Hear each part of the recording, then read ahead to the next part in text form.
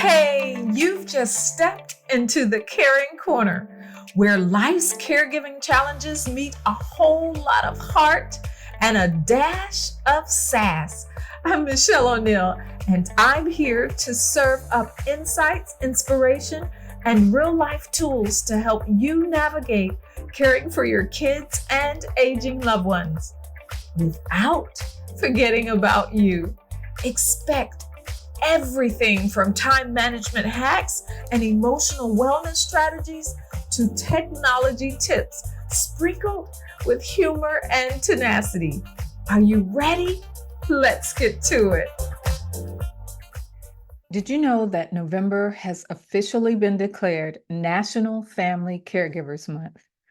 This proclamation isn't just a formality.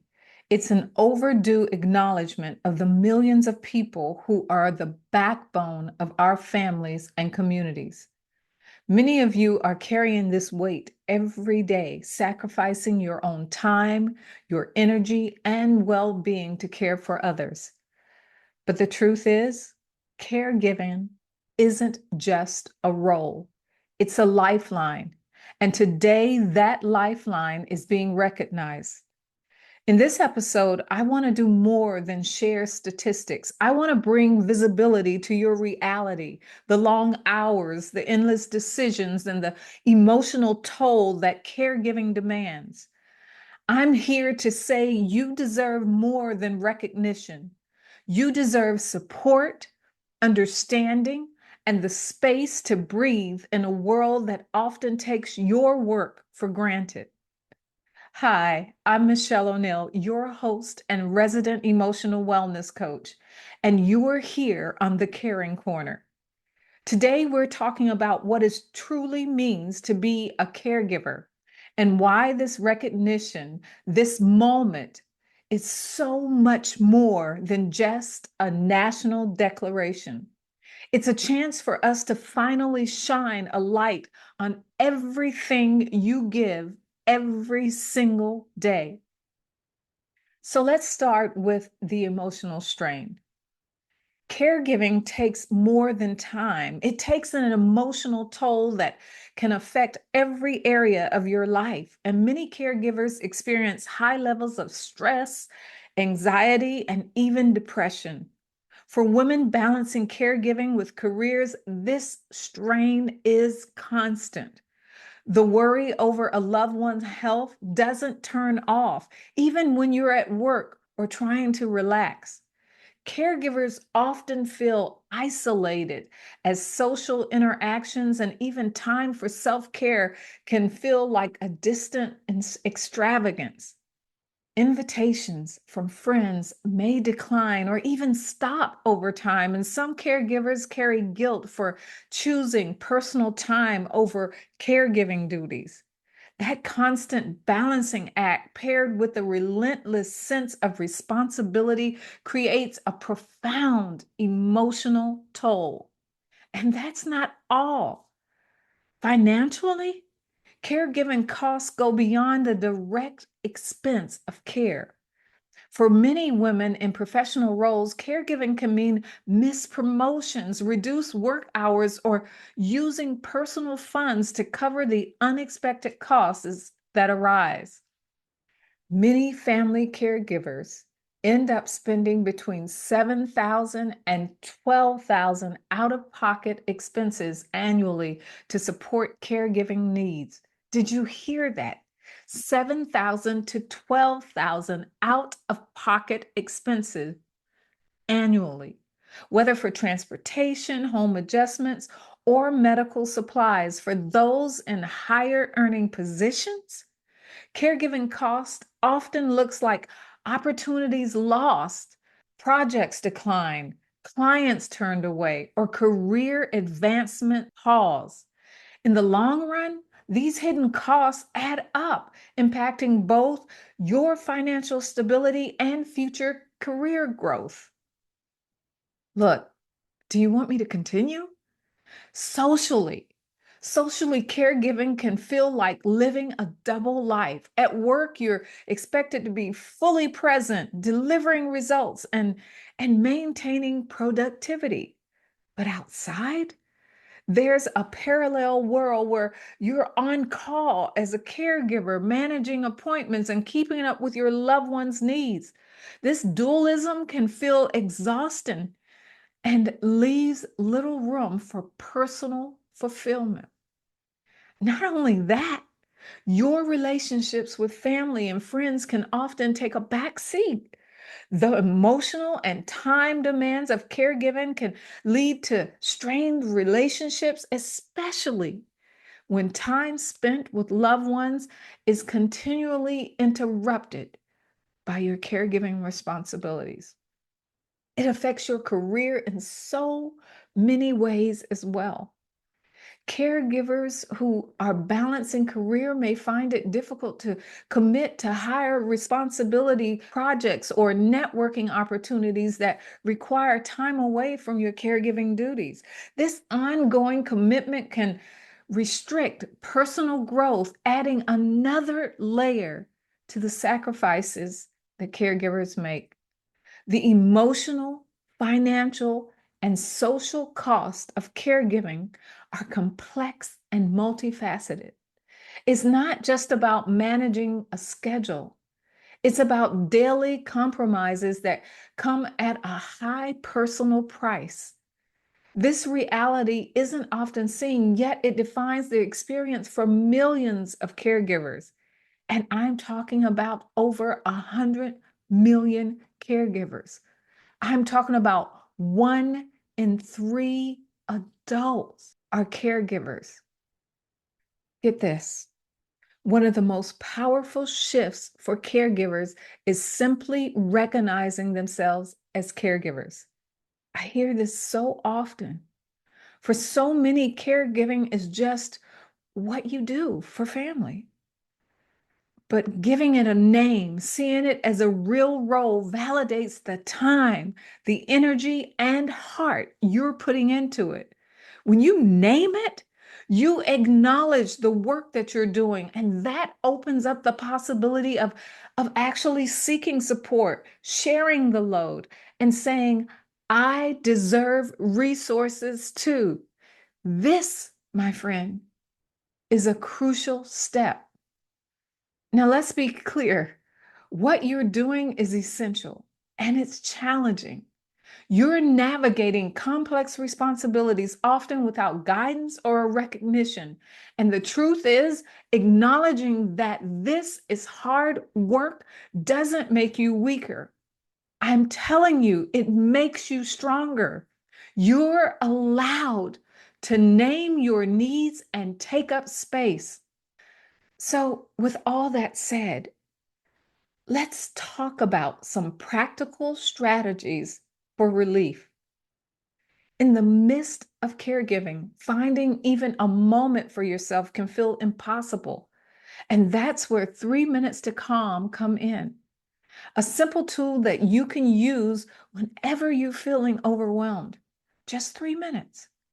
3 minutes to close your eyes, breathe, and reset. It's a reminder that even when everything feels out of control, you can create pockets of peace. And then there's task sharing or bundling. You don't have to do it all alone. One of the simplest ways to create breathing room is by grouping tasks. If you're running an errand, combine that trip to cut down on back and forth. Go grocery shop and pick up medication and whatever else you need to do all at once if you can.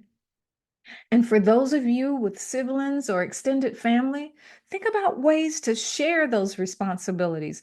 Even small things like having a sibling handle the pharmacy runs or coordinating one consolidated shopping trip can make a difference. Sharing the load doesn't make you less capable, it allows you to show up more fully. Seeking connection and support is another way that you can be supported. Isolation is a common reality for caregivers, but you don't have to go through this alone. Local caregiving groups, online communities, and support networks can be lifelines.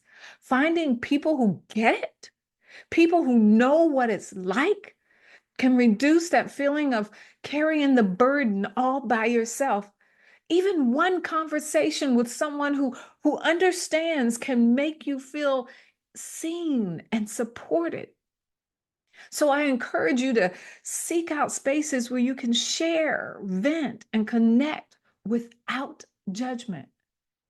These steps, recognizing your role, finding calm, sharing tasks, and seeking connection, are small but powerful ways to support yourself in the midst of caregiving.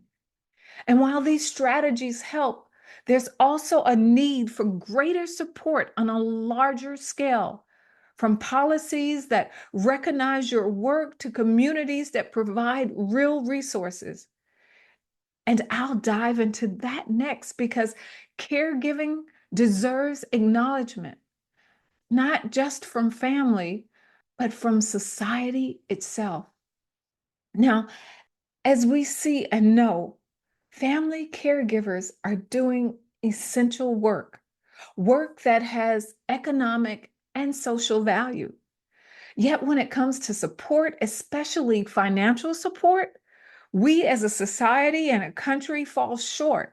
Right now, there is no federal law mandating paid family leave. While the Family and Medical Leave Act, FMLA, provides 12 weeks of unpaid job protected leave, it doesn't offer any pay during that time. And for many, that simply is not feasible.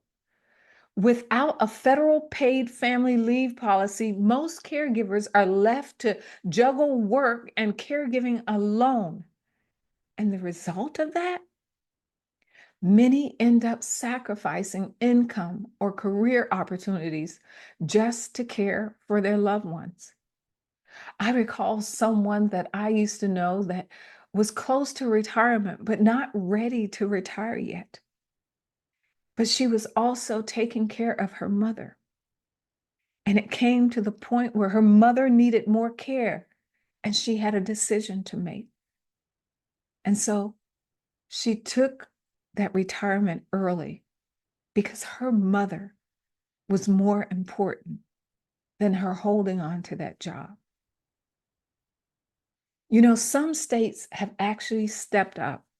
Places like California, New Jersey, New York, and Washington, they've all implemented paid family leave programs. Now, these programs offer partial wages or partial wage replacement for a set period, usually between 8 to 12 weeks. However, access to these benefits is inconsistent and varies widely based on where you live. And then in the private sector, only 27% of employees have access to paid family leave through their employer. That means nearly 3/4 of the private sector workers lack paid leave options, leaving many to rely on unpaid leave or, in many cases, just forego time off altogether due to financial constraints.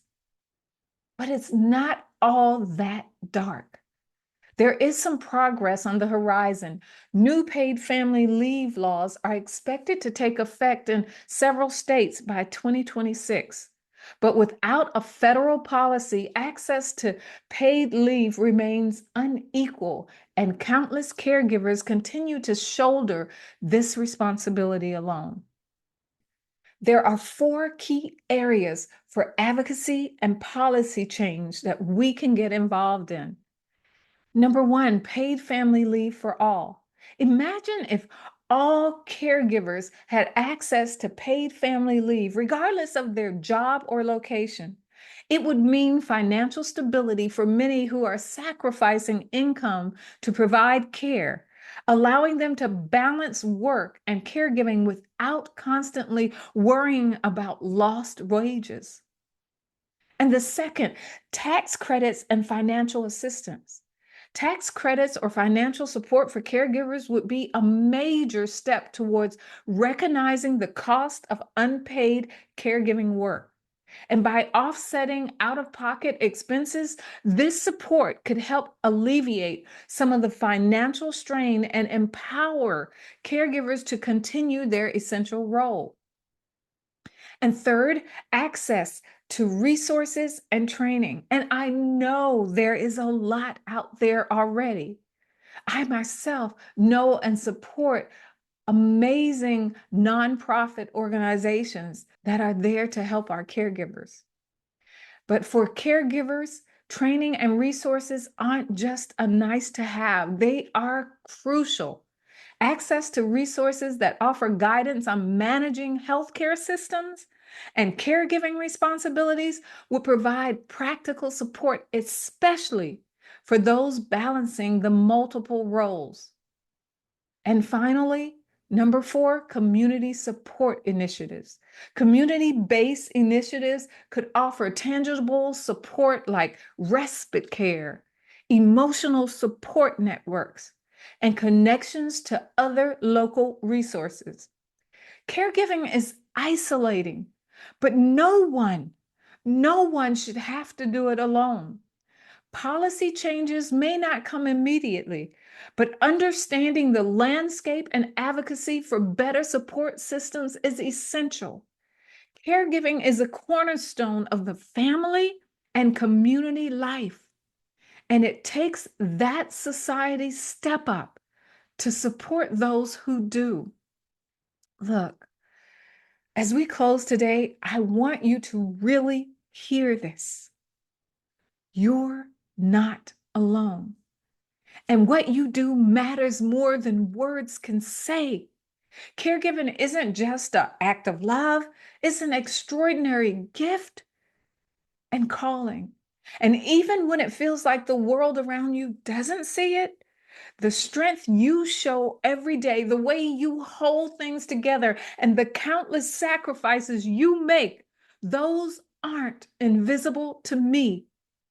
And they're not invisible to those who rely on you.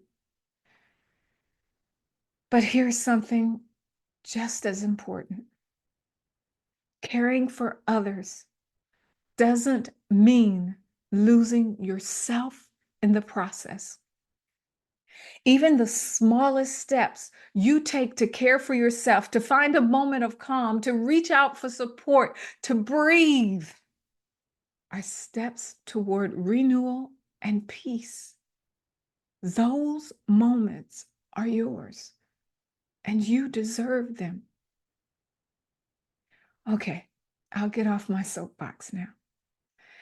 If today's episode resonated with you, I invite you to try my 3 minutes to calm guided meditation. It's a simple tool for those moments when everything feels overwhelming, and it's free to you. A way to breathe, a way to refocus, and to remind yourself that you are enough, just as you are.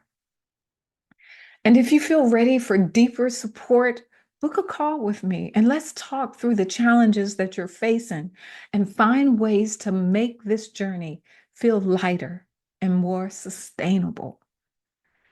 Remember, caregiving doesn't mean losing yourself. Taking even small steps towards self-care is not just allowed, it's necessary. You are seen, valued, and supported. And to reinforce that, I've included a link to the National Family Caregivers Month proclamation in the show notes. It's a reminder that you're not forgotten and you're seen. I want to thank you for being here with me today, for allowing me to rant on my soapbox. But I just want you to know how important you are. And I'm closing with much love and encouragement for you. Until next time, take care. Bye-bye. All right, that's a wrap for today at the Caring Corner. We've tackled some big topics, but remember, You're not in this alone. Subscribe to keep the wisdom and warmth coming. And stay tuned for amazing guests who'll be joining us to help round out your caregiving toolkit. Catch you next time and keep conquering those challenges.